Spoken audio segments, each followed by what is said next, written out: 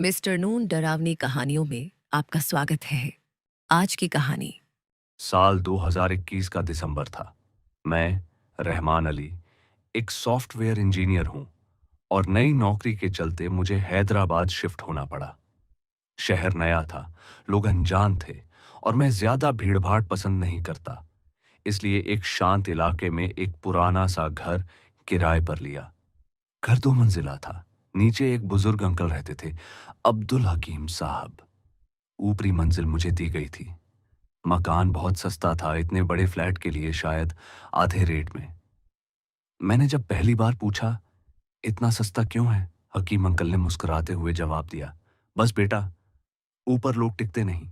कभी कोई कहता है नींद नहीं आती, कभी कोई कहता है अजीब आवाजें आती हैं, लेकिन तुझ जैसा समझदार लड़का डरेगा नहीं। मैंने हंसते हुए कहा, अरे अंकल, मैं तो कोडिंग में इतना डूबा रहता हूं, मुझे भूत भी दिखे तो लगता है कोई बग है। पहली रात सब कुछ सामान्य था। कमरे सादे थे, पर हवा में हल्की सी सीलन की बू थी। मैंने छत पर जाकर कुछ देर टहलने का सोचा। ठंडी हवा चल रही थी। छत पर एक पुरानी पानी की टंकी रखी थी और एक कोना ऐसा था जहां कुछ टूटी फूटी ईंटें और लकड़ियां जमा थीं। मैं जैसे ही वहां पहुंचा, मुझे लगा किसी ने मेरे पीछे से मेरा नाम लिया, रहमान। मैं मुड़ा, कोई नहीं था। मैंने सोचा शायद नीचे से आवाज आई हो, पर फिर भी कुछ अजीब सा लगा, जैसे कोई था, देख रहा हो, छिपा हुआ। मैं झट से नीचे आ गया और सो गया। अगले कुछ दिनों तक सब ठीक रहा, लेकिन फिर रातों में कुछ आवाजें सुनाई देने लगीं। कभी दरवाजा धीमे से खटखट करता, कभी टंकी के पास कुछ खड़खड़ाहट।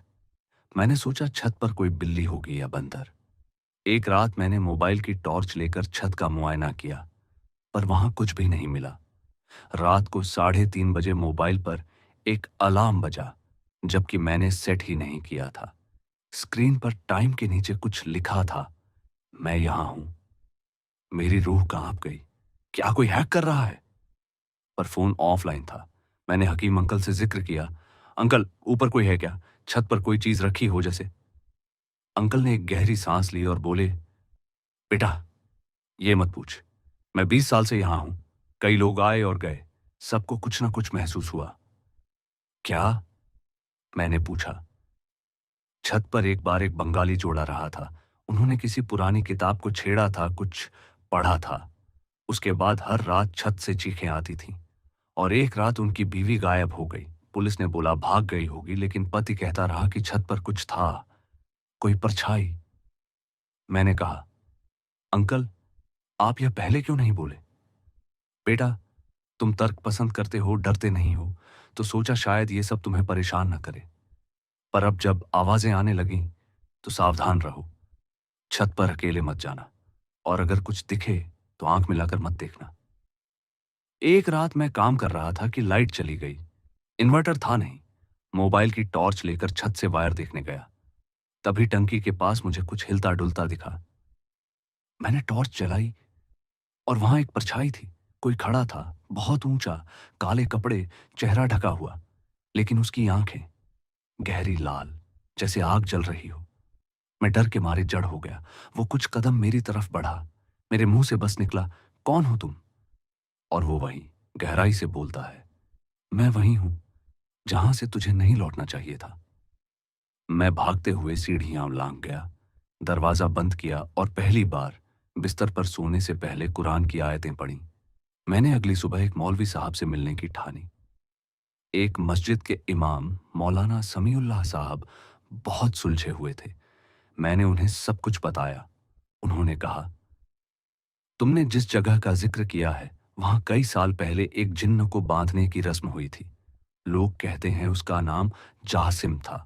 बहुत जिद्दी और ताकतवर जिन्न। उसे एक लोहे के ताबीज में कैद किया गया था और वहीं टंकी के नीचे दफन किया गया था।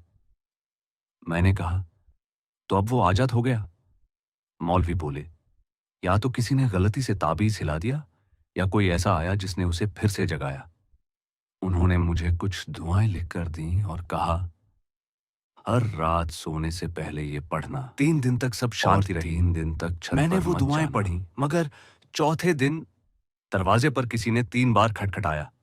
मैंने पूछा, कौन? कोई जवाब नहीं। मैंने दरवाजा खोला, कोई नहीं।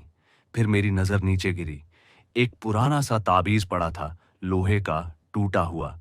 उसी वक्त मुझे महसूस हुआ कि कमरे में हवा भारी हो गई है। लाइट्स अपने आप बंद हो गईं। आईने में देखा, मेरे पीछे कोई खड़ा था। अब बात डर से आगे बढ़ चुकी थी। मैं उस रात सोया नहीं। मोबाइल की रिकॉर्डिंग ऑन कर दी। सुबह जब सुना तो रोंगटे खड़े हो गए। रिकॉर्डिंग में कोई गहरी आवाज बार बार बोल रही थी, तू यहां क्यों आया? ये जगह मेरी है, मेरी। और उसके बाद एक लड़की की चीख, जैसे कोई मदद के लिए पुकार रही हो। मैंने हकीम अंकल को सुनाया। वो बोले, वो वही लड़की है जो सालों पहले गायब हुई थी। शायद जासिम ने उसकी रूह को बांध लिया है। मैंने तय किया कि अब इस जगह को छोड़ना पड़ेगा। पर जाने से पहले मैं छत पर गया, आखिरी बार। टंकी के पास वही जगह जहां ईंटें बिखरी थीं। मैंने खुदाई शुरू की। वहां एक पुराना मटका मिला और उस मटके में एक कागज जिसमें अरबी में कुछ लिखा था। मैंने जैसे ही वो कागज छुआ, चारों तरफ धुआं सा फैल गया। जासिम सामने आ गया। उसका शरीर धुएं से बना था, चेहरा धुंधला लेकिन आंखें जलती हुईं। बोला, अब तू वापस नहीं जा सकेगा। तूने मेरी कैद को छेड़ा है। अब तेरा बदन मेरा होगा। मैंने हिम्मत करके जेब से वो ताबीज निकाला जो मौलवी साहब ने दिया था और जोर से आयतुल कुर्सी पढ़ने लगा। जासिम चिल्लाया, नहीं! और धुआं जैसे फटने लगा, बिखरने लगा। मैं बेहोश हो गया था। अगली सुबह हकीम अंकल ने मुझे नीचे उठाया। मैंने तुरंत सामान बांधा और उस मकान को छोड़ दिया। अब 2 साल हो गए हैं। मैं दूसरी जगह शिफ्ट हो चुका हूं, पर कभी कभी रात को सोते वक्त अब भी वो आवाजें कानों में गूंजती हैं। मैं यही हूं। और कभी कभी ऐसा लगता है कि मोबाइल की स्क्रीन अपने आप जल उठती है या आईने में एक परछाई दिख जाती है। शायद जासिम अब भी मेरी तलाश में है।